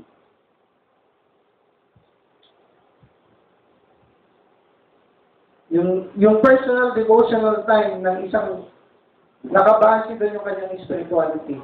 Pag walang personal devotional time, yung bata or isang individual, may chance siya hindi siya lalago, hindi siya magiging mature, may chance ang pwedeng mabackslide. Ito po ay nasa Bible, marami pong talakayan. Na kailangan, sabi doon, nilay-nilayin natin ang kanyang mga sinasabi, ang kanyang kautusan. Sa awit po yan, ginawa po yan ni David. So bilang isang Kristyano, kailangan may personal devotional time. Kailangan mo magbuklat ng Bible. It's either morning or evening, bago ka matulog. Simpleng gawin yan, pero mahirap gawin. Sa personal natin, minsan, dali-dali lang naman yan eh. Pero nagagawa mo ba yung gulan? Ang utos po ng Bible, kailangan po day by day meron tayong communication sa Panginoon. E paano naman po yung corporal devotional time? Ang corporal devotional time po ay ginagawa ng mag-asawa. Di ba po? Ang mag-asawa, meron silang personal na ginagawa. Pero, hindi lang po yan doon sa makalaman. Pag sinabi mong yung kanilang buhay, marital life, hindi lamang po doon.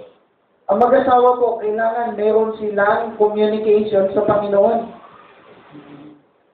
Yung sabi ko kanina, yung sinare ko kanina, ang dahilan kung bakit, makinig sa inyo, makinig kayo. Ang dahilan kung bakit nahulog si Eva, nagkaroon ng relaxation si Adan sa kanyang asawa. Ang dahilan kung bakit ako, nag-ministry ako almost 5 years, full-time minister ako. Hindi ko iniwanan yung pamilya ko. Saan ako pupunta, kasama ko sila, pati yung anak ko. Kahit po yung ngayon, na pumunta kami dito ngayon, isip ko, iwanan ko na lang muna yung asawa ko, doon na lang naman. Isip ko, dapat kasama ko siya. Kasi ang tunay na couple sa Panginoon, magkatuwang kayo sa ministeryo. Si Adan, sabi ni Adan, help meet. Ito po ay nakalagay doon sa Genesis eh. Siya ay sapat na katuwang. Katuwang saan? Sa pagpapalaki ng anak? Yun lang ba? Sa pagpapalaki ng, pagpapudget ng gastusin sa pamilya? Hindi lang po yun.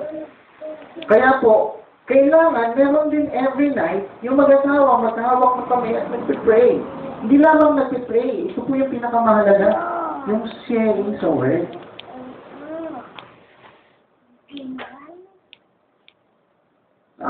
Minsan po nakakalagsaan ng mag-asawa yan. Minsan lagi ang pinag-usapan kung yung mga bills. Ano bayanin natin? Yung sweldo. Yun ang mga napag-usapan. Kinita natin, magkano ilalagay natin sa bangko. Hindi yun ang sharing eh. Ang nagiging sharing, buhay-buhay. Paano lalakas yung asawa mo kung ang isi-share mo sa asawa mo ay buhay-buhay lamang? Anong ginawa niya dahil? O anong ginawa? Sa Bible po, may couple dyan. Kilala niyo si Aquila Priscilla. Ako. Si Aquila Priscilla ay isang example ng makadiyos na couple. Sila po ay mag-asawang nagmi-ministeryo sa ambasya ng Panginoon. Sila po, ano pong ginawa nila? Sila po ay mayroong couple devotional night. Paano gawin yan, Brother Menan? Sa gabi, pagkatapos mag-PDT at pagkatapos mo ng FDT, pag kayong dalawa nilang mag-asawa, mag-pray kayo. Inutos siya ni Pablo. Sabi niya, kailangan lagi kayong mapadala ng hining. Yung mag-asawa, kasi bakit pwedeng pumasok yung tukso sa inyo? So, ibig sabihin po, mahalaga po yan. Ngayon po, yung ano na FDT, ito yung family. Paano gawin yan? Ito po ang may Bible study sa bahay. Gabi-gabi. Yung Bible study po, napakahalaga po nito. Kailangan si Kristo ang sentro ng bahay. Pag ang sentro ng bahay ay worldly music, sigurado may demonyo sa bahay. Sigurado corrupt yan. Worldly music. Worldly TV. Paano pag worldly TV? Anong kaibahan ng worldly music sa worldly TV? Worldly palabas? Sabi po yun. Pag yan po ang lagi nakikita ninyo sa araw-araw palabas na worldly, ay corrupt din po yan. Ang music, ang Christian music, ay nakakapagpalayas ng demonyo. Paano kung yung music ng demonyo ang ipinapasok mo sa bahay? Tapos yung paano rin sa demonyo ang lalagay mo din sa bahay? Ay puro ano na. May isa pa to eh.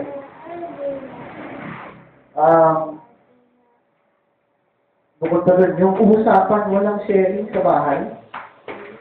Kaya po, ito po ay kinakailangan gabi-gabi na magkakaroon po ng Bible study sa bahay para po matutunan ng bawat isa, bawat member ng family, kung paano po yung gawin yung mga naaayon para sa Panginoon. So, pagkagabi po, ang kailangan niyo pong gawin, magtoka lang po kayo ng tao, halimbawa si nanay, si tatay, si kuya, si ate, si bunso. Ikaw sa Lunes, Martes, Merkules, Huwebes, Biyernes. Sa tuwing alas 7, yan lang po ang gagawin ninyo. Saan po kayo kumuha? Pwede po kayong kumuha ng mga isi-share doon sa ito po, meron po kaming apostolic doctrine na ibibigay sa inyo bago kami umuwi. Pwede po kayong kumuha doon sa apostolic doctrine. Pwede po kayong kumuha doon sa ibang mga tracts. Pwede po kayong kumuha doon sa booklet ng prophet. Or ibang mga o yun po, isa pa yung booklet na ibibigay po namin. So yan po ang isang paraan. Ngayon po pa, halimbawa, gusto niyong gawin po ito dahil na-share po namin. Pwede po kayo magtanong, itatanong niyo, paano namin gagawin yan? Pwede niyo itanong kay Pastor Jose kung paano gagawin yan. Ito po ang halimbawa ng aming mga booklets. Ibinigay ko din kay Pastor kanina. Ito, maninipis lamang po ito. Ayan, ang paghandog ng sa bata sa templo. Pinatunayan ng Biblia. So, yan po ang mga booklet. So, ito pong tatlong bagay na ito ay napakahalaga. At isa pa pong gustong i-share, no? Bakit kami po makinig kayo, ha? Huwag kayong maglaro, ha? Simon? Ha? Check mo yung, video. Yung live. Yung pabasa report, napakahalaga po nito. Yung kayo po ay, yung ginawa po natin dito, nung unang araw, kapag po nag-cell group po tayo, tapos mayroon po tayong booklet na babasahin, it's whether it is kay Brother Branham, doon sa ibang mga ngaral, o kay Brother Francis, o doon sa iba pang mga books, pwede nyo pong magamit yan para doon sa pabasa report. Pero po kami po, ginagamit po namin yung sa propeta. Bakit po? Kasi po yun ay isang basic na principle ng pagiging Kristiyano. Ngayon po, bakit kailangan namin gawin yun? Yun po ay isang training para masanay tayo magbasa. Alam niyo po, testimony ko lang konti. Ang dahilan kung bakit yung anak ko ay natutong magbasa, hindi po yan pumasok ng school. Siya po ay natutong magbasa sa kababasa ng buklat ng propeta. Itinuturo ko lang po yung nasabi ko lang, ang Panginoon. Sinusundan lang niya. Repeat basa lang ko lang yan. Natuto ng magbasa. Sabi ko, gusto ko pa siyang matuto. Ang ginawa ko, pinabasa ko ng English ng buklat ng propeta. Gabi-gabi po yun. Na-fluent siya sa English. Naintindihan niya ng English. Sabi ko, hindi pa na necessary na kaya laging sa school lang matuto ng pagbabasa. Sa bahay pala, ginagawa pala yun ng magulang sa anak.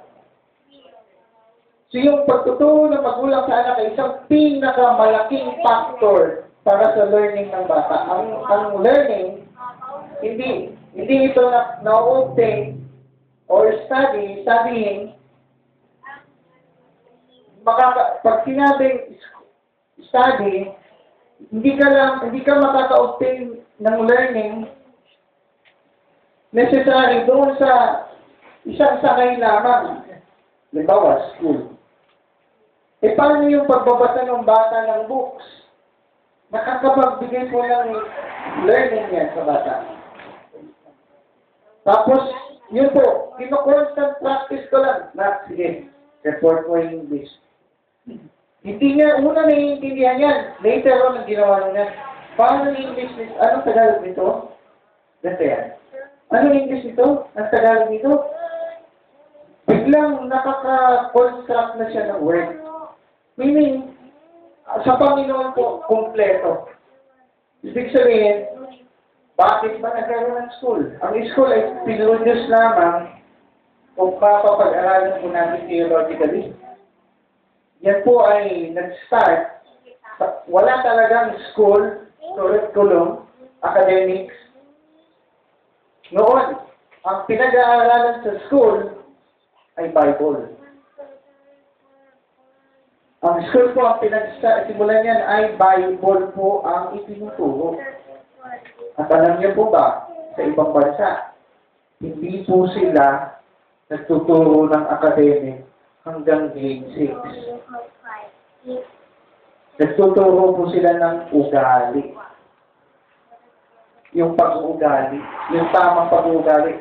Ginawa daw ng, ewan ko kung Japan or Korea or Taiwan. Ginawa lang lifestyle. Ginawang lifestyle sa mga ganyang kalalaki, paano magwalis, paano maglabas, paano yung kanilang hygiene. Routine yun hanggang grade 6. Walang tinuturo. Academic, walang ganun. Sabi ko, naisip ko, sinabi ng mga tao, kaya ganun. Ang dahilan pala, gusto nila, iba po pag routine na yan, hindi, ano na yun magiging lifestyle na yun Una, tinraining nila maging ganun yung bata. Later on, pag uwi nila sa bahay, responsable yung bata. Pag uwi niya, ilalagay niya yung bag niya dyan, segregate niya yung mga damit niya, pag uwi niya, siya magbubugas, then pagkatapos nun, uupo siya, matutulog siya, i-neat and clean yung kanyang higaan. Sabi ko, natututo yung bata maging disiplinado gamit yung training. Ibig sabihin, yung training ay napakahalaga sa bata. Pag sinabing training, compulsory yun. Hindi siya, tawag dito,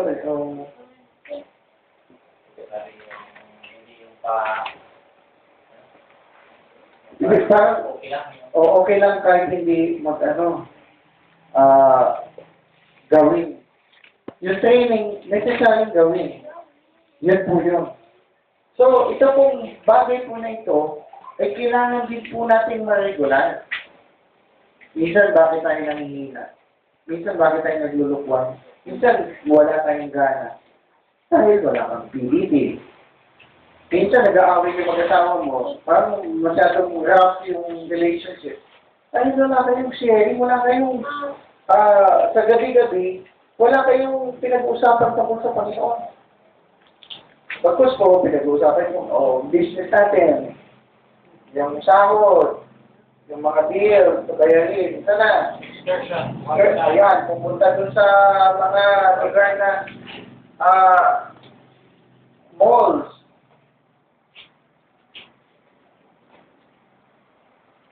FTT. Wala kayong FTT. Yung pamilya mo wala. Iba pa kayo. Yung FTT, walang Bible study pamilya. Wala kayong pinag-tutuunan ng pansin na regarding doon sa Panginoon. Ito pong lahat ng po ito, sinasabi ko po ito, nagawa po namin ito. At napakaganda po nung bunga nito. Yung aking mga kapatid, unti-unting nagiging active sa church, nagiging active doon sa ministry, at nagiging active sila sa Panginoon. Na dati, nahirapan kami rin. So later on, unti-unti sila na naibalik sa Panginoon. So, ito po, pwede niyo pong itanong ito kay Pastor Jose kung ano yung mga gagawin, ano pa yung dapat gawin. Isa po itong, kaya po, narito kami din, isa din ito sa nais talaga namin i-share, hindi lamang doon sa mga pastor nung last kahapon. Alam ko kung isi-share po namin ito sa kanila, hanapan na naman kami ng saan yan sa broken word. Minayag ba ng propeta? Saan yan? Tingnan po, magbibigay lang ako ng konti tungkol sa propeta. Sabi ng prophet, do not send your child to school. But bring your child. Sunday school. Sunday school yung topic niya. Send your child to Sunday. Huwag mo daw send, but bring. Ano kaiba niya? Diba naman sabi? Huwag mo siya hayaan lang na sige sa takadaro. Walang kasama. Walang kasama. Pag bring, ikaw mismo dadala eh. Opposition. Oh, singil. Katabi mo. Kasama mo, katabi mo, monitor mo siya. Sige, mga magulang natin. Sige, paano ka na? Tapos sabihin ng magulang, ano ko ba? Bakit yun yung ugali mo? Kanino ka nagpana? Ano hirap? Pinadala ka naman sa church, ah. Bakit ganyan ang nangyari mo? Bakit ka nagkaganyan? Hindi pumunta sa church. Pero sabi ng bata, minsan ganito nangyari. May project po kami. Minsan wala naman talagang project. Totoo ang project. Totoo yung project, yung naglolo ko, yung bata. Minsan kasi ginagamit na nga yung project para lang makapagloko yung bata. Yung ordinary school nga, ang pinaka-awit. So, akin pong i-share yan para pabilin si Balaban, yung kanya din anak, ay si Billy Paul. Una na, na wordly. Later on, nakabalik yan. Sa isang anak na babae, gusto pumunta ng disco. Inamahan ni Balaban, pumunta rin sa disco. Pagpasok nila doon, hindi nakatiis. Lumabas. Bakit kaya?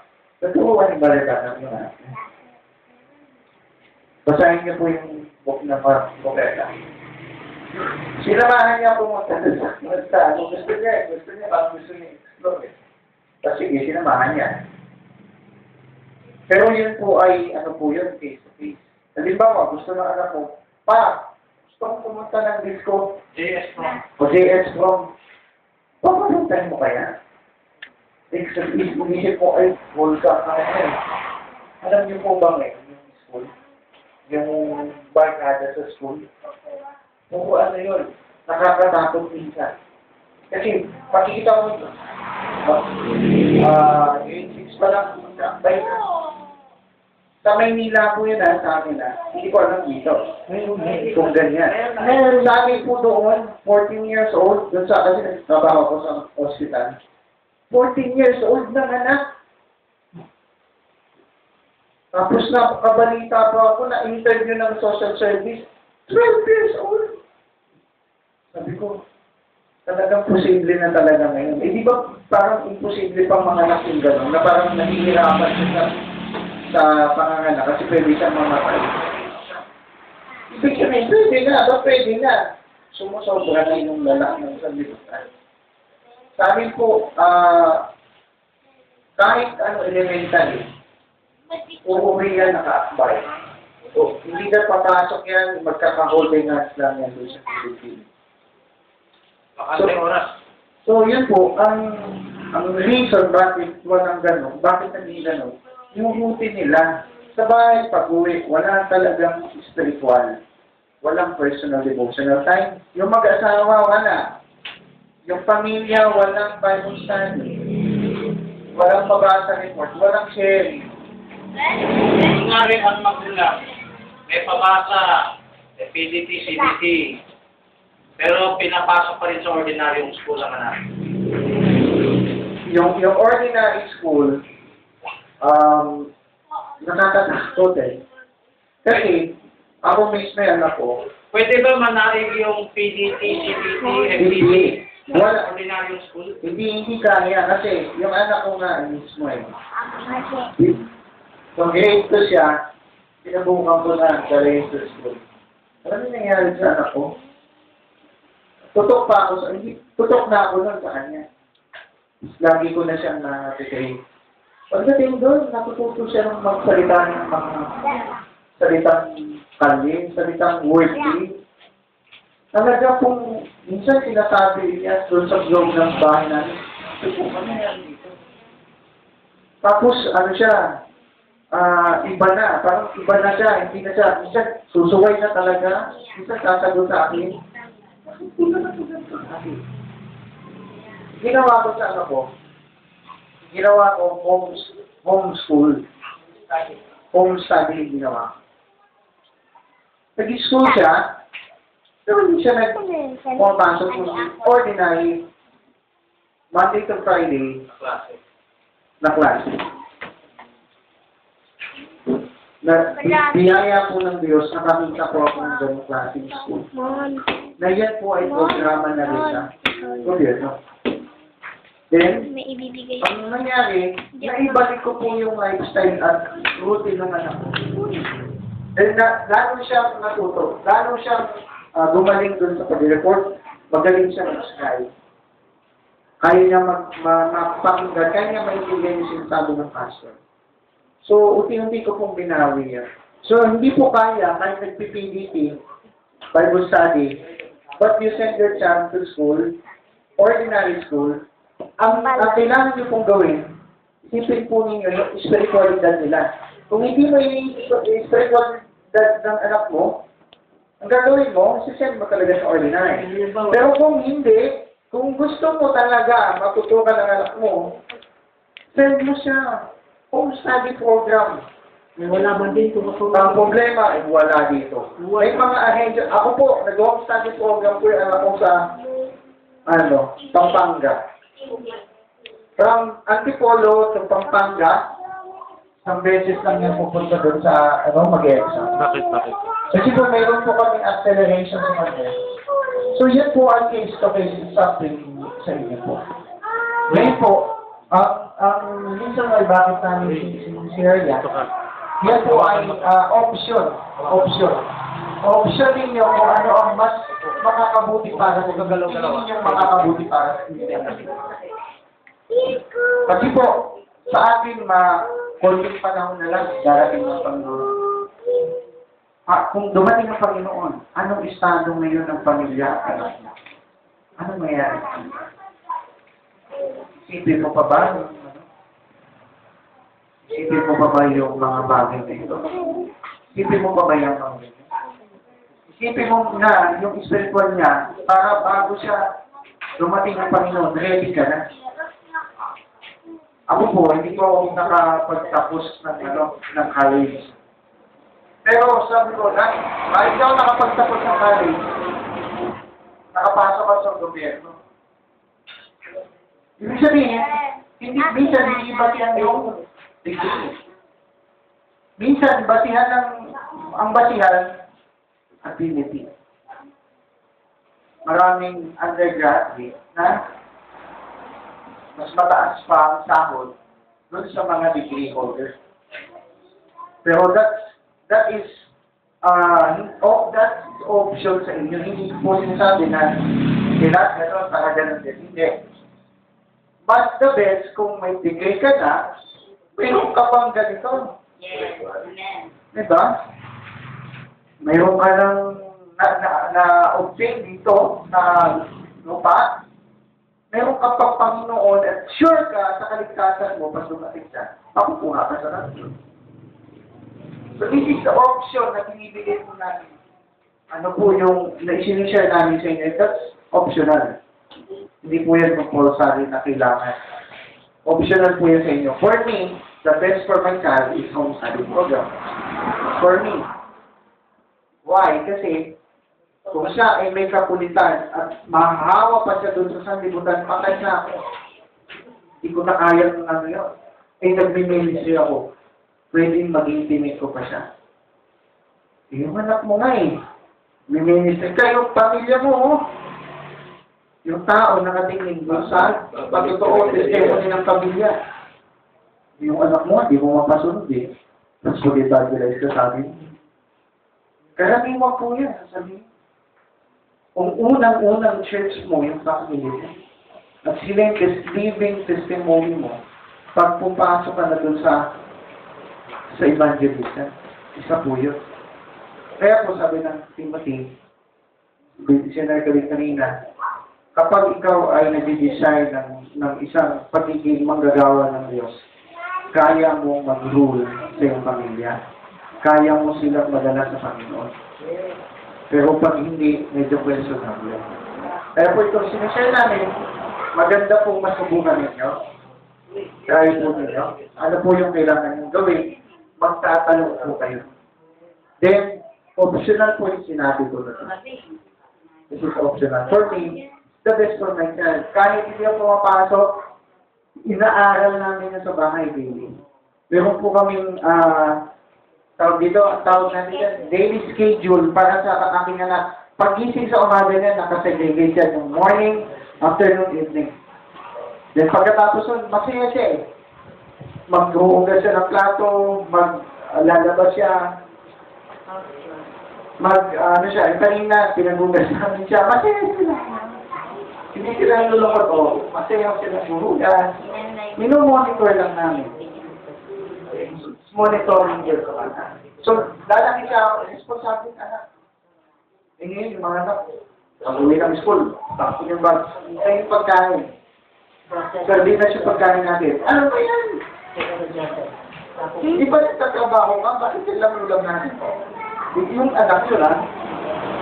Eh, ganyan po ako na-encounter. Ba't ulam natin sa atin? Galit. Meron nga bata ayaw pa. Ayaw ng paksiw. Eh, yung paksiw. Pero nagiging cruel yung mga bata. Yung mga teenager ngayon. So how do you handle that? You are a believer. You are Christian. You are a child of God. You are sons of God. Paano mo ngayon yan lalabanan? The simple prayer? Oo, mag-isa ang prayer. Pero kailangan mong gawin yan. Kailangan mong may gawin. Hindi lang pray, Lord, pabalitin mo yan ako. At alisin mo yung pagiging mananagot niya. In Jesus' name, amen. Tapos gagawin mo, hindi ba rin? I-review mo ngayon, hindi sa lumayas. Tingin mo lang yung hindi po. Yung pong attitude ng bata ay na-obtain yan sa loob ng bahay. Yan po ay binibigay po ng magulang. Binitrain po yan. Sa soul and spirit yan. Kung pag-aaralan na yung philosophy na o psychology. So, yun lang po. Siguro mag-mission tayo. Mag-cell group tayo. So, habang nag-cell room, isisap mo na yung pagkakataon. Ako. Sige po. Okay lang, mag-cell group tayo, tapos pray tayo. Tapos, Bago tayo mag-cell room, awit lang tayo ng awit. Tapos, o sige, cell room na. O, circle natin. sige po, Sir Ken Simon. Punta tayo dito, circle tayo. Simon, Johanan. Dito na. Panginoon, si Pastor Jose de la Cruz at ang pamilya niya, Panginoon, na sila po ay patatagin niyo, palakasin niyo, Panginoon. Yung every Sunday na gawain at Wednesday and Friday na pwedeng magkaroon pa ng gawain, Panginoon, ay bigyan mo po ng provision sa kapatid at ang kanyang pamilya, Panginoon. Yung kanyang mga pamilya din, mga kapatid po, Panginoon, mga magulang niya, Panginoon. Salamat po, Lord, sa bukas na puso, Panginoon, ng Dalang Cruz family, Lord. Sa amin, tinataas ka namin sa buhay po nila, Panginoon. Wala po kaming magagawa, Lord, dahil ito ay kalooban mo. Kaya po kami narito, Panginoon. Salamat po sa time ng bawat isa na narito, Lord. Sa aming cell group, sa aming pag-sharing, kung ano man yung mga hindi namin i-share ay maitama ngayong gabi. Salamat po, Panginoon. Basta sa inyo po ito. Sa pangalan ng Jesus. Amen. Gusto ko, kasi gusto ko lang po mag-testimony. Doon sa naranasan ko sa minsan ng ako. Mga Kasi si Diwana,